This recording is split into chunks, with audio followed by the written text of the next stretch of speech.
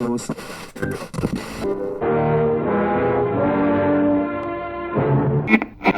right, so I love this movie a lot. I feel that it takes a very unconventional approach to the genre, just like the band Queen did to the rock genre. And I feel like in the film there's a bit of a self-aware aspect, and it's finding different ways to kind of push the boundaries. And one of the ways that I feel like it pushes the boundaries is the questions that it leaves me with. There's a lot of subtlety of the film, and then even through like scenes where y'all are just like reflecting on something, I feel like I'm taking something out of it. And so through all its questions and maybe the lessons that it leaves you with, like the power of love or the idea of celebrity or fame, what did you gravitate most towards, and what did you apply that to your life immediately after it entered your mind? First, it's a great question, and really appreciate you acknowledging that. It's difficult when you're making a music biopic, or biopic, as the Brits say. Yeah. But yeah, to bring something new to it, and that sense of reflection in each and every one of the characters' identity is so meaningful. I think here are a group of human beings really coming to understand who they are through the course of the movie, who they are collectively when they come together as a group, as friends, and then even further as musicians. And I think everyone trying to discover their identity all the way up to the last moments in Live Aid.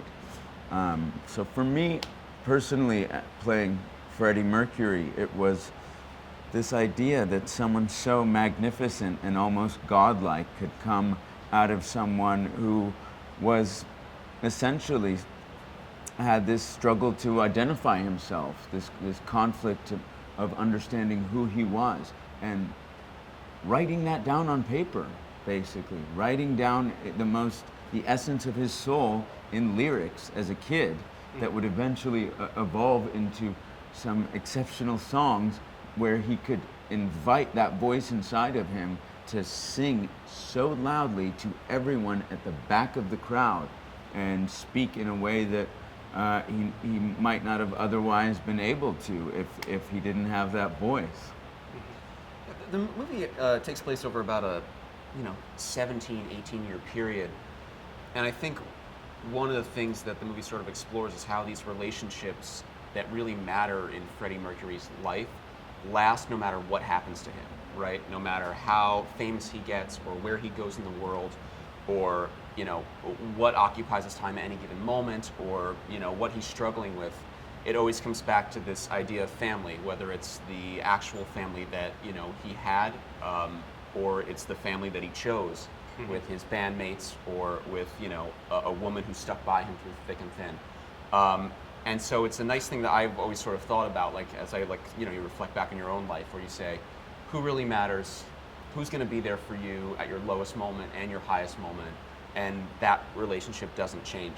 And it's nice to see, the band, and for us specifically, I think the band, the way they work out their issues and they always come back together and realize that there's something bigger in life than anything that they kind of go through individually. When they come together as one, that they can sort of get through anything. It's a nice thing to think about sort of in your own life, I think. They also have an incredible sense of confidence in their own abilities.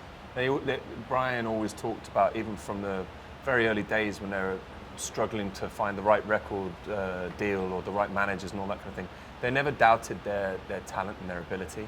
And I think having that strength of conviction is something that I've taken from it as well. Not to kind of second guess yourself. I don't think they were too concerned about what critics thought or whether they were seen as being the coolest band in the world. They just wanted to express themselves and have a joy in doing so.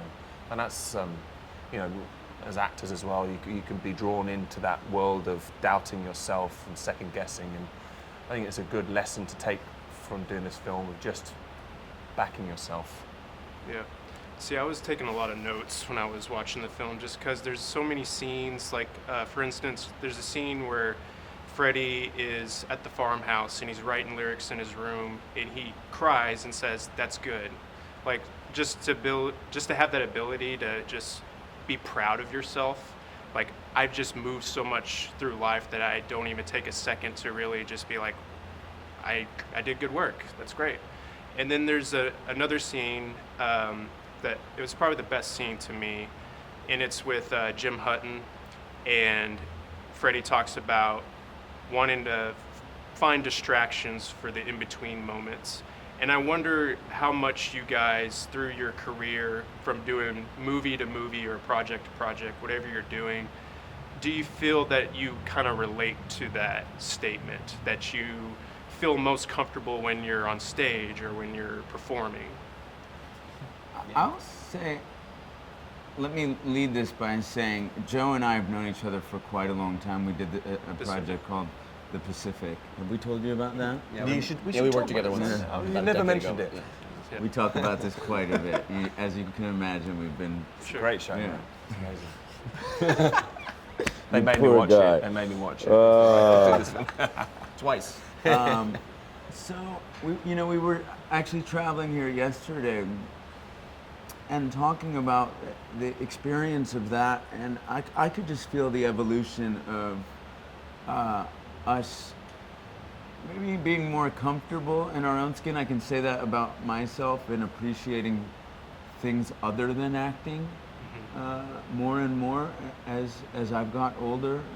There were points when this was the be all end all, and don't get me wrong, I appreciate it more than anything, and I do, as cliche as it sounds, feel like I get to live a dream. But as you develop and do work, there are many of those in between moments that perhaps you stop taking for granted so much, and want to have that very full, rich, and complex life that you see other people enjoying in their own experience. And I think that's just an evolution of everyone as they get older, but especially for myself as an artist, I want to make sure that the other aspects are as fulfilled.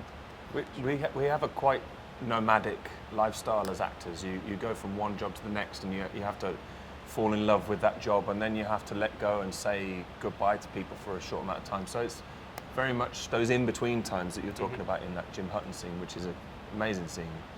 You have to know where your home is. You have to know, like Joe's saying, about who your family is and what matters. I think that's quite important to me. Yeah, it's interesting because definitely I feel most at home on a movie set. Yeah. I sort of always have. It's where I feel the most comfortable, sort of the most relaxed.